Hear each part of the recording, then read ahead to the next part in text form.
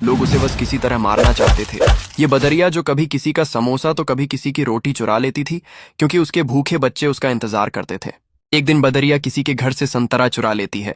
तभी ये आदमी बदरिया को पकड़कर उबलते हुए तेल में डाल देता है। बदरिया बेचारी तड़पते हुए भागती है। इधर बदरिया का पति किसी की परवाह नहीं करता था।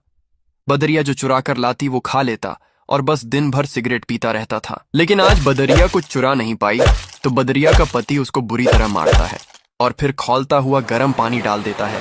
बदरिया बेचारी बिलबिला जाती है। इधर बच्चे ये सब देखकर बहुत रो रहे थे, तो बदरिया बच्चों को अपनी छाती से लगाकर सुला देती है और फिर वह रात भर रोती है, क्योंकि उसके बच्चे आज भूखे सो गए। और सुबह होते ही बदरिया फिर खाना लेने जाती है। तभी उसका सिगरेट बाज पति उसके एक बच्चा को बाजार ले जाकर मांस की दुकान पर बेच देता है। इधर जब बदरिया घर आती है तो एक बच्चा कम देखकर घबरा जाती है। बच्चे रोते हुए माँ को सब बता देते हैं। माँ दौड़ते हुए मांस की दुकान पर आती है, लेकिन बच्चा अब नहीं था। माँ फूट फूट कर रोती है और अपने बाकी बच्चों को लेकर जंगल चली जाती है और फिर एक नदी के किनारे घर बनाती है। बच्चे भूख से बिलबिला रहे थे, तो माँ खाना लेने चली जाती है।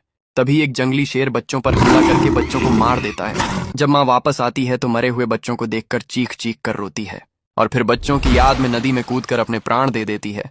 लेकिन आपने फिर भी इस माँ के लिए लाइक और सब्सक्राइब नहीं किया।